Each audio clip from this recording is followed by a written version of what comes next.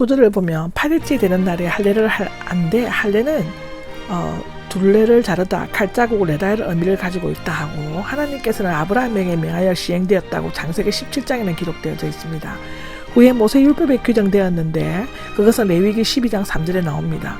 이스라엘 산의 아이는 난지 8일째 되는 날에 할례를 받아야 했는데 할례는 하나님과 이스라엘 자손이 맺은 언약의 표정으로 언약의 흔적을 몸에 새긴다는 의미로 엄격히 시행되었다고 창세기 17장 11절 요한복음 7장 22절에 나옵니다.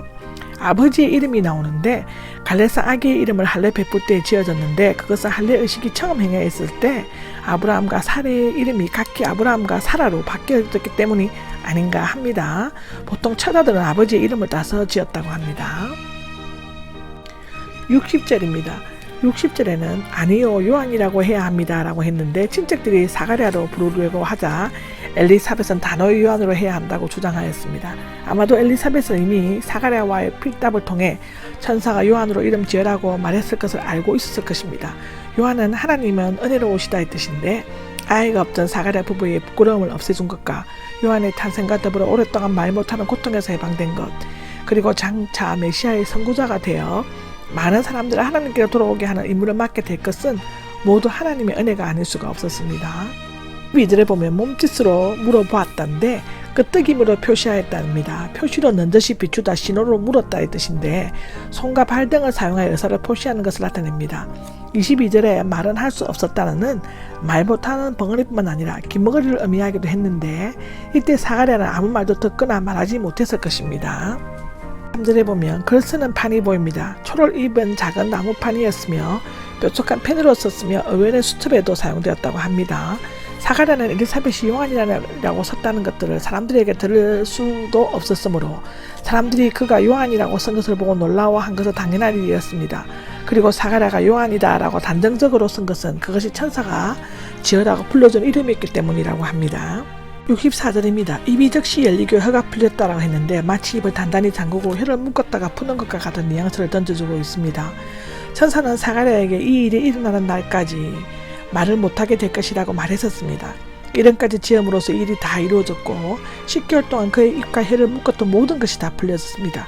그는 지난날에 대한 원망이나 불평하지 않고 오히려 하나님을 찬양하였습니다. 아마도 그런 그 답답했던 기간 중에 자신의 불신을 회개하고 하나님과 더불어 깊은 영적인 교제를 가졌을 것입니다. 많은 묵상을 한 것 같습니다.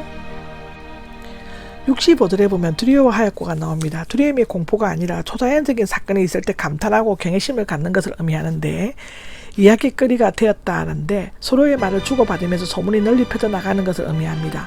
사실상 사가랴가 환상을 보고 늙은 엘리사벳의 아이를 낳는다는 이야기를 당시 유대 사회에서 이야기거리가 되기에 충분했을 것입니다.